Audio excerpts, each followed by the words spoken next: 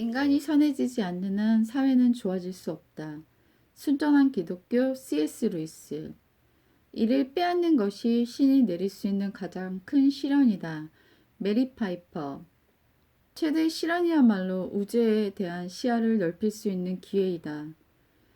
고통과 절망에게서 배움을 얻으라. 죽음에 대한 생각은 슬프고 두렵지만 동시에 우리의 의식을 깨워주는 각성제 역할을 하기도 한다. 우리가 세상을 보는 관점이 남은 시각에 대한 인식에 따라 크게 좌우된다는 연구 결과가 있다.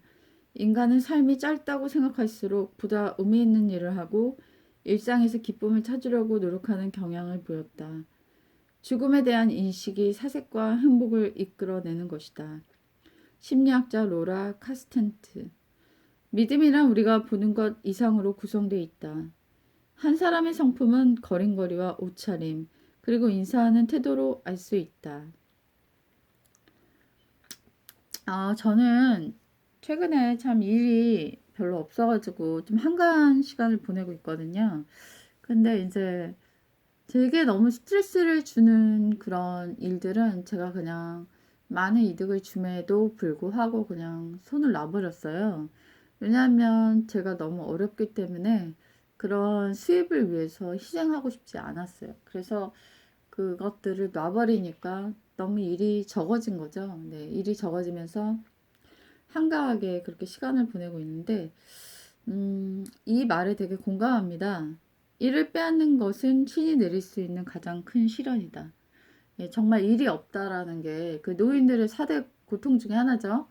네, 고독고 무이고 그런 거 있잖아요. 생활고 또 하나 뭐였더라? 아무튼 그 네 가지의 고통이 노인의 고통이라고 하는데 일이 없는 고통이 참 많은 사람들에게 무기력과 어려움을 주는 것 같아요. 근데 저는 지금 일이 없는 그런 시간들을 보내고 있는데요. 일이 없다기보다는 일이 좀 적은 거죠. 그래서 최근에 명절 때 부모님들도 오지 말라고 코로나 때문에 그래서 집에서 혼자 일주일을 보냈어요. 근데 남편도 물론 있긴 했지만 일 가다 또 쉬다 이러니까 온전하게 제가 일주일을 혼자 보내게 되는 것이죠. 네, 그러면서 제가 많은 것들이 마음에 쌓여지는 걸 느꼈어요. 바로 이것이죠. 최대의 시련이야말로 우리에게 시야를 넓힐 수 있는 기회이다. 그러니까 시련이라기보다는 고독? 이런, 그리고 내가 잘 풀리지 않는다는 것에 대한 열등감? 이런 것들이 저의 시야를 마구마구 넓혀주고 있었는데요.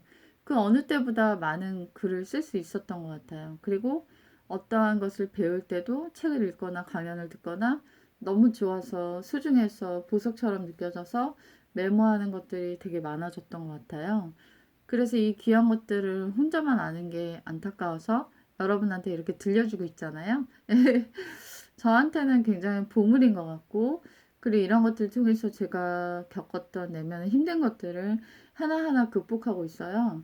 음, 그렇기 때문에 우리에게 좀 부족한 것들, 시간이 없다는 것들, 그리고 우리에게 많이 어려움이 온다는 것들이 우리한테 얼마나 많은 기회로 연결되고 있는가, 이런 생각이 들었습니다. 제가 2년 전인가?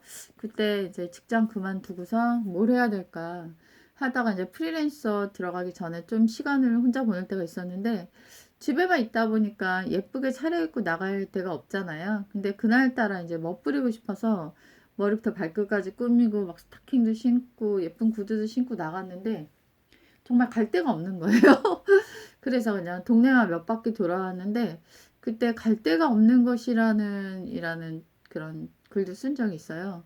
근데 그때 참 여러 가지 마음이 들더라고요. 그래서 예전에 그 버거 소녀 중에 어떤 그 연예인이 그 외모 성형을 해서 원래는 개성 있는 얼굴이었는데 예쁜 얼굴로 만들었는데 오히려 사람들이 그 얼굴을 좋아하지 않는 거예요. 옛날에 개성 있는 얼굴을 더 좋아하는 거예요. 그래서 그녀가 잘 나가지 못하는 거죠. 그래서 매일 집에 있었다고 해요. 근데 그녀가 아침에 일어나서 청소기 돌리고 오만 가지를 다 해도 아침 10시밖에 안 됐더래요. 그러면서 이 긴 하루를 어떻게 보내지 하면서 힘들었다는 얘기를 제가 본 적이 있는데요. 정말 열심히 활동적으로 의욕적으로 살던 사람이 갑자기 일을 잃었을 때 그런 무기력증과 우울증과 어려움이 참 올 수 있겠구나라는 걸 그때 느끼는 순간이었어요. 근데 사람은 참 적응의 동물이잖아요. 그래서 제가 외국에 있을 때 거기 이제 계신 분이 그런 말을 하더라고요. 아무리 그런 기후가 옛날에 살던 곳과 다르더라도 일주일 안에 몸은 다 적응한다는 거예요. 예, 맞아요. 지금 코로나라는 이 기간도 거의 1년이 돼가고 있는데 사람들이 많이 적응해 있는 것 같이 보여지거든요. 저 역시도 이 질병에 이제 이기고 어떻게 살아가야 하는 걸 나름대로 터득한 것 같고요. 사람들은 굉장히 어렵고 죽을 것 같은 그런 환경 속이라 할지라도 그 나름대로 적응하며 버티며 살아가는 것 같아요. 하지만 여기서 이제 우리 시야가 달라진다는 거. 고통과 절망에게서 배움을 얻고, 그리고 그 안에서 영혼이 각성되는 듯한 그런 것들을 얻게 된다는 거. 예전에는 한 가지의 창으로만 세상을 바라봤다면, 고통과 어려움과 잘 풀리지 않으면 내게 많은 창들을 열어줘서 여러 세계를 볼 수 있게 만들어주는 어떤 힘이 될 수 있는 것 같아요. 그렇기 때문에 지금 내가 잘 안 나가는 것들도 내게는 굉장히 축복이 될 수 있다라는 거. 여러분한테 들려드리고 싶었습니다.